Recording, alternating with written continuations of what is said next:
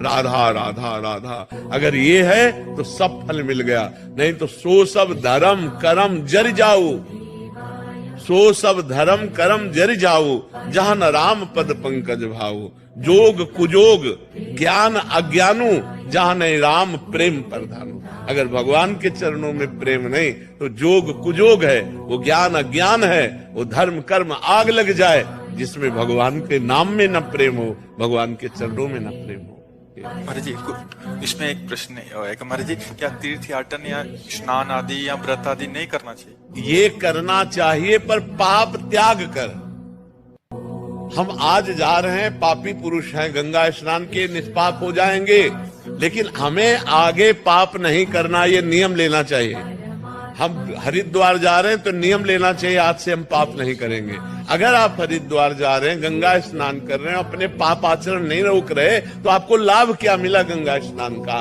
आप लाभ तो जब आपका परिवर्तन हो। इसीलिए सर्वश्रेष्ठ स्नान सत्संग है, पाप की प्रवृत्ति का नाश हो जाता है। इसलिए तीर्थों का जाना मना नहीं है, लेकिन तीर्थों में मनमानी करना मना है।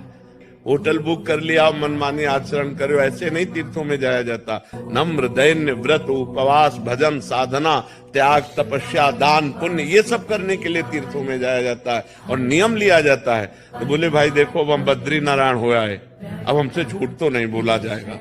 पुराने लोग थे कि भाई हम केदारनाथ हुआ है, बद्रीनाथ हुआ है, अब हम झूठ नहीं बोल सकते क्योंकि हम बद्री नारायण के दर्शन कराए। लोग पहले नियम, देखो हम गंगा नहा के आ रहे हैं, हम झूठ नहीं बोल सकते, हम पाप नहीं कर सकते अब क्योंकि हमने गंगा स्नान कर लिया। ये है तीर्थों के फल का, अवगाहन का फल है हमारे आचरण सुधर जाए, हमारा चिंतन सुधर जाए। नहीं तो फायदा क्या हुआ हमें बताओ?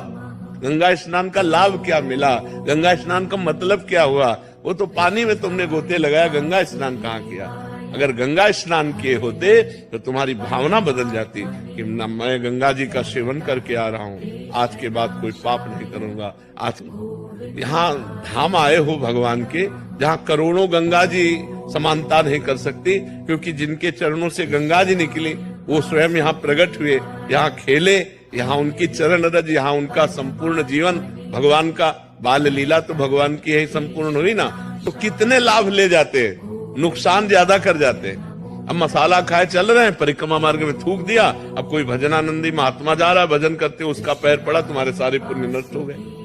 आप चाट पकौड़ी खाए, दोना फेंक दिए, कोई भजनानंदी वैष्णव और उसका जूठा तुम्हारा दोना उसके पैर में लगा, तुम्हारे पुण्य नष्ट हो गए। अब ये कौन जानता है?